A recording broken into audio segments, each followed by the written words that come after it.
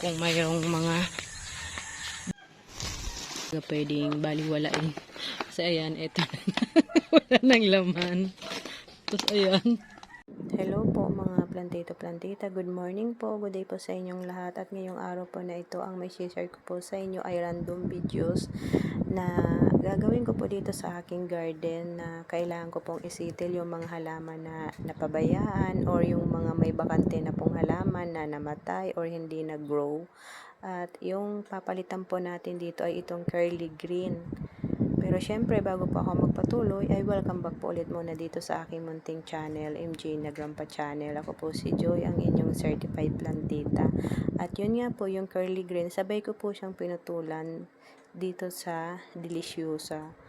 At napansin ko po na hindi na po masyadong tumubo yung mga suloy niya, yung mga sanga niya. Pero meron pa naman pong konti. Pero plano ko na siyang alisin ko yung mga tuyong sanga at anuhan ko po siya, palitan. At dito rin po, nabakante rin po, kaya maghahanap po tayo ng ipapalit din po dyan. At dito po tayo maghahanap sa may mga krutong po dito na nakapaso. Pero ayan po, ang kailangan kong hanapin ay yung babagay din po sa mga nakatanim na doon. Pero dahil po sa nasa ilalim ito ng bougainvillea, kaya hindi ganun ka-colorful ang dahon. At meron na po pala ako nito sa unahan na mga ganyan pong variety. Ang hinahanap ko po ay hawig sa ganyang mga dahong kalalaki, hindi po yung super laki, mga bilog or oval, para bumagay po sa mga dating nakatanim doon na Zanzibar Yellow, Zanzibar Red, at saka yung Andrew, Yellow, Twisted Yellow, yun po yung mga nakatanim doon. Ito sana makapal, kaso po malaki yung dahon. Dito po tayo maghahanap po ng isa pang variety na pwede po nating ilagay na babagay po doon sa may main pathway. At ito po, nakita ko po itong curly boy. Mataas na po yan, nakapaso din po yan, kaya ito po yung ating magagamit. At ito na nga po, ito po yung ating ipapalit po doon sa may bakante. Palabasa po hindi siya naiinitan, kaya hindi ganun ka kulay po, hindi ganun katingkad yung kulay ng dahon. Babagay na po ito doon kasi hawig-hawig na yung mga dahon nila, yung laki at yung haba ng dahon ay hawig-hawig na. At hindi naman po halata na mapag-iwanan siya kasi mataas na rin po siya. Kaya bali yung taas nito ay sakto lang po sa mga nakatanim po doon sa main pathway. Kasi yung nakatanim po dyan ay buhay po yung, pero namalayan ko na lang po ay nalalanta, tapos ayun natuluyan. At eto na nga po, dyan po siya nakatabi kay rubber tree. Si rubber tree ilang taon na dyan, ganyan lang siya kalaki, kaya okay lang siya na ganyan lang siya kalaki, na hindi siya lumaki masyado para hindi na siya makasagabal sa ibang plants, para siyang nabonsai.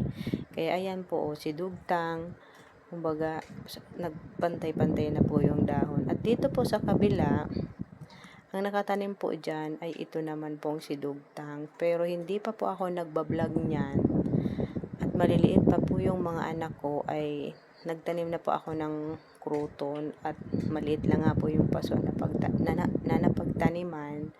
Kaya po punong-puno na po ng ugat, kaya po hindi na lumalaki kasi wala na pong magapangan na lupa itong mga ugat, na puno na ng ugat. Kaya ayan po, hindi na siya ganong kalusog, hindi na makahinga. Kaya ito po, aalisin ko po ito at kukunin ko po, pero para hindi ganong kanipis tingnan, kailangan ko pong humanap ng isa pang variety na pwede kong itabi sa kanya o isama sa kanya sa isang taniman.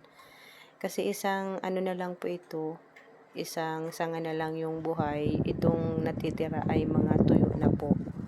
Kaya alanganin po kung ibabalik ko siya kasi manipis tingnan. Kaya maghahanap po ako doon sa mga hindi naiinitan at tawag nito tanong ng ibang halaman na hindi rin lumalaki. At ito yung nahanap ko po, nasa ilalim ito ng powder puff, kaya hindi ganun din po ka-colorful yung dahon kasi tanong or yung nalililiman ng ibang halaman, at hindi din siya ganun kalaki kasi po tabi-tabi rin yung plants doon at wala nang para hindi na sila makahinga. Kaya diyan ko po siya itinanim. At dito naman po, ayun, itinabi ko ulit si twisted green or curly green dito sa bagong variety na nag-iisa lang kasi yung kruto na yan na ipinalit ko dyan, at mataas na rin siya kaya hindi rin halata na bago siyang tanim. Actually buhay na naman talaga sila nakapat lang. At least ngayon naka-direct ground na kaya mas lalago po. Ayan, ito lang naman din po yung napagtaniman ko niyan. Kaya okay na po dyan, napalitan na. At ngayon naman po, pinutol ko po yung ibang sanga ng Palawan cherry blossom kasi po humaharang na sa daanan. At ngayon po, naisipan kong i-propagate siya. Subukan ko po kung mapapatubo ko po ba ang sanga nito. At ngayon ay August 10. Subukan po natin, mga plantita kung mapapabuhay ito ni Plantita Joy. At ayan yung haba lang ng mga sanga at inalisan ko na rin po ng ibang dahon. At yun po, ang tagal ko na rin pong gustong isettle din itong mga bromeliads ko. Kasi po, nung pinutol ko yung mga crouton doon sa main pathway ko ay nainitan sila at nasunog yung mga dahon nila at pumangit. Kaya kailangan ko po silang i-replant ulit. Itanim ko po ulit para maging maganda ulit tingnan, at inalis ko po yung mga sunog na dahon kasi po halos nasa kaunting-kaunti na lang po yung lupa nila. Kasi yung mga coco cubes na napagtaniman ko po sa kanila ay parang natunaw na. Kaya talagang hindi na sila ganong kalusog kasi kulang na rin po yung coco cubes, yung ipa ng palay. Kaya ayan po, nasitil ko din. Thanks God sa oras na binigay niya sa akin para mabigyan ko rin ng time itong aking mga halaman at para lumago ulit. Naparami ko na sila, dati konti lang ito pero dahil sa yung iba makapal kaya pinag-iwa-hiwalay ko na po yung suloy. At eto, gabi na ako nakatapos nito. At ililipat ko po ito doon at ipapakita ko na lang po sa inyo yung ayos pag na ilipat ko na po ulit. At least ngayon po ay nagawa ko na sila, natapos ko na. Pero yung sa kabilang side ay hindi ko pa nagawa kasi gabi na at wala na rin pong coco cubes, at yung ipa ng palay na hinaluan ko ng lupa ay kaunti na lang din po, kaya obligado ako bukas na maghanap po ng bunot ng nyug para yun po yung gawin ko doon sa iba pang natitira. Pero yung iba po niyan namulaklak na po, pinutol ko lang po kasi magsusuloy pa po yun. At yun po ang ginawa ko po dito, mix ng ipa ng palay at yung galing sa pinagsunugan po doon sa basurahan, at yung siguro 3 years ko ng coco cubes na parang nagiginang lupa, nagiginang pino, yun po yung pinaghalo-halo ko na pinagtaniman sa kanila. Pero yung iba naman puro coco cubes na may konting lupa sa ilalim. Hindi sila pare-parehas kasi nga po kaunti lang yung ipa ko dito, yung ipa ng palay, kasi tira lang po yan ng mga nakaraang pang mga taon na hindi ko po nagamit. At etong coco cubes na itong bago kong gawa ay hiningi ko lang po yan sa kapitbahay para matapos ko po itong aking ginagawa. Ito pa po yung tira, at kung makikita po ninyo, ayan, wala nang coco cubes na nakalagay dito at kaunti na lang. Sana matapos ko po yung yung ginagawa ko. Pero meron akong sako. Kasi kung sakaling may bunot na, mayroon na po akong mapaglagyan. Walang bunot dito.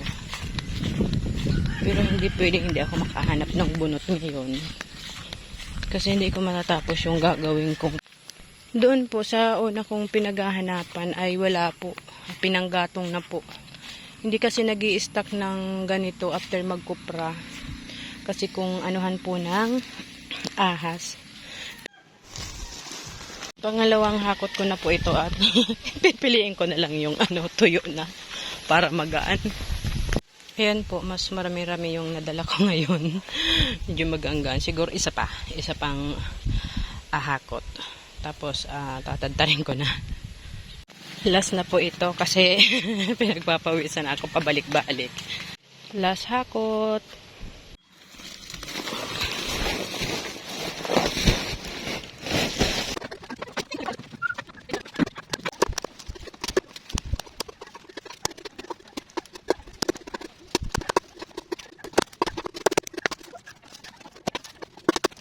Natapos ko rin mga plantito-plantita, natadta rin itong balat ng nyug, kaya handa na po ang panlagay natin sa halaman. At ayun nga po mga plantito-plantita, hindi na po talaga pwedeng baliwalain. Kasi ayan, eto na. Wala nang laman. Tapos ayan. Grabe. Tapos tingnan naman po, diba po, oh. Nabubuhay siya sa gano'n na lang, oh. Kasi taon na po. Siguro 3 taon na lampas. Kaya yan po. Or magtatatlong taon.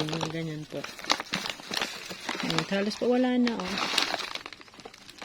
Kaya talaga pong naawa na ako dito. Kaya kinarir ko na talagang titil ito ngayong araw.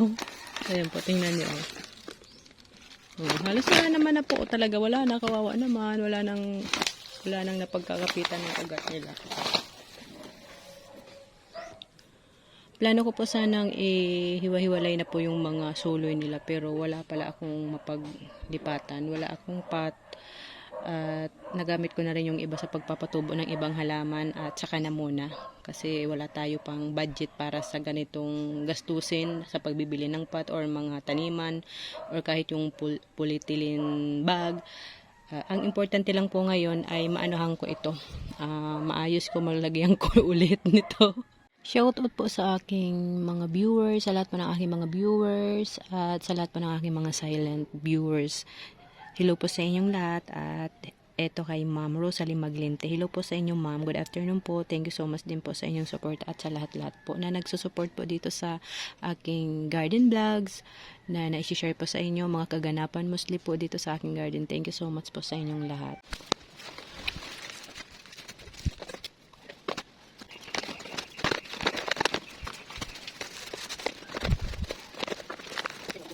Ito po at last, natapos ko na po itong hindi ko natapos kahapon.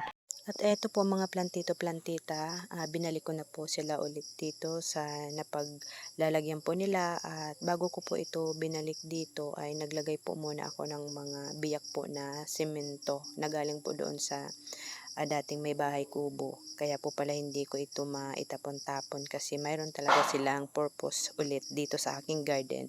At ito nga po, ang purpose po niyan, para yung mga ugat po ng halaman, lalo ito pong mga crouton plant, ay huwag pong pumasok dito sa butas ng paso para hindi po masira ang paso kasi lalo po ito ay sobrang tatagal na po nitong mga paso na ito. At kumbaga po marupok na. Sobrang gamit na po sila.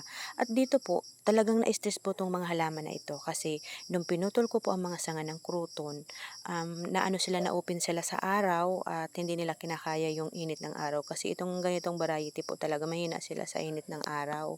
Kaya ayun, na-stress po sila, pumangit, kaya ayun talaga po, na-stress din ako nang makita ko silang stress kasi hindi na sila presentable. Pero ayan po, hindi ko talaga sila maasikaso kasi sabi ko it takes time. At doon po sa kabila, palibasa po may Palawan cherry blossom kaya hindi masyado yung stress. At ganun din dito sa kabila pong side, ayan po maliwalas na kasi wala na mga tuyong dahon, puno na yung pot ng coco cubes, mayroong lupa sa ilalim, may halo yan na ipa, kumbaga po mayroon na magagapangan yung mga ugat nila at okay na sila. Same din, mayroon ding mga biyak ng semento na napagpatungan ko sa kanila. Kasi ito yung main pathway ko. Kaya gusto ko po talaga maayos ito kasi pagbungad pa lang para hindi ako ma-stress pag stress din sila. At dito sa kabila, malulusog po talaga yan kasi hindi sila na-stress ng araw. Palibasa, kahit naputol ko yung crouton dyan, yung sanga ng mga crouton plants, ay mayroon pa rin naglilim sa kanila. At ayan, maraming salamat sa inyong mga plantito-plantita sa pagsama niyo po dito sa episode na to, sa mga nadagdag pong subscribers, sa mga nagko-comment, nagla-like, and nag-share. Thank you so much po sa inyo. Sobra ko pong na-appreciate na bawat upload ko naman ay nakaka 1K naman tayo, yung iba ay more than 1K. Thank you so much po sa inyong suporta. Kahit na paano po ay namomotivate ako lalo na continue, sharing, ah, sa lahat-lahat po sa inyo. Thank you so much po sa hindi niyo pagsawang manood at pag-appreciate ng aking mga garden vlogs, mga activity ko dito sa garden. Lalo po ito ay mixed videos ito ng mga kaganapan dito. Thank you so much po and God bless you all.